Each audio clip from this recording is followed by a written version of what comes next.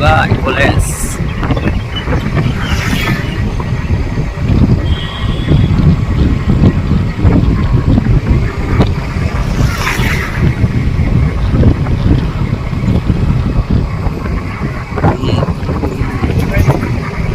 मा कलेज होनदोंमोनलै आमाय बैखौ अदालगुरि कलेज हा अ अदालगुरि फान्थाव कलेज मोनबाय नै नायना ला लकेसनफोरखौ नै बेनो लकेसनफोरा वाव भेरि बिउटिफुल जोबोद समायना जाबाय अदालगुरि कलेजाबो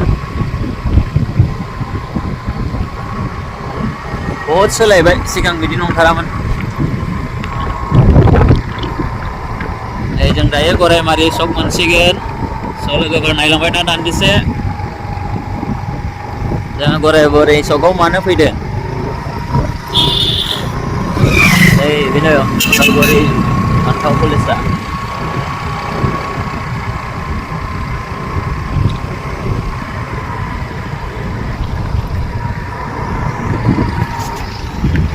एक्चुअली जोङो गरायमारि सक मोनफैबाय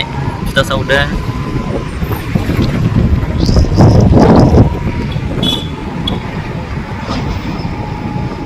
सफैफिनबाय जोङो नै आमाय दैमालुसो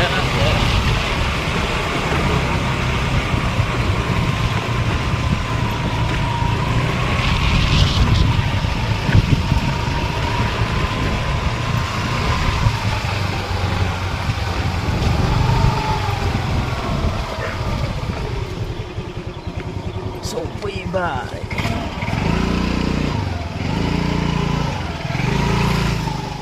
स्कुलनिफ्राय ओंखारबाय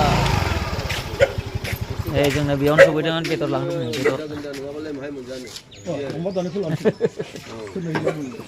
मा दामा दा बेदरा केजि 360 इमान खम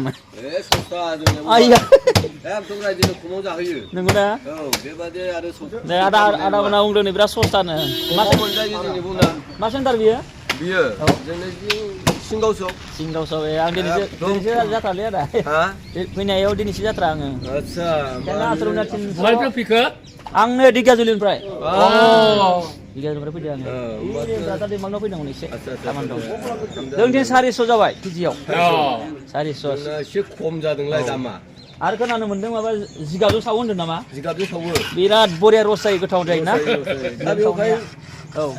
दाखालि बिसोरो सबायाव नायहरलो 30थासो अमा दानदों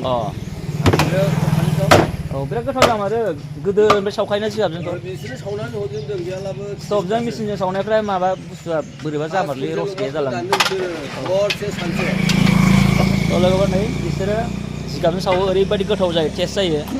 जिगाबजों सावनाय बेदरखौ जानो नांगौ माने ना आरो बै मेचिन माबाजों सावनायफ्रा बोरै जायोना आजिखालि बहुत बिदिनो गेस बायसा जायोथ' मानसिफ्रा जिगाबजों सावनाय जामारसै जों नै दहाय लायनाया नायदो